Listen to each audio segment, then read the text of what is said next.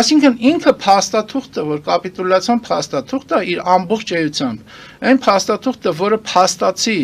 օրինականացնում է դեռևս 1921 թվականի Կարսի եւ Մոսկվայի պայմանագրերը ռուս-թուրքական, որով ձևավորվել են արկա սահմանները, այն փաստաթուղթը արկա է նկատում սովետականացված, այն փաստաթուղթը, որը փաստորեն հենվում է այսպես կոչված Ալմատի հռչակագրի վրա, որտեղ սահմանների մասին ոչինչ չկա ասված, բայց Նիկոլ Փաշինյանը դա շահարկում է, ասելով, որ այնտեղ գրած է, որ սովետական վարչականը դառնում է միջպետական սահման, այսինքն փաստաթուղթը,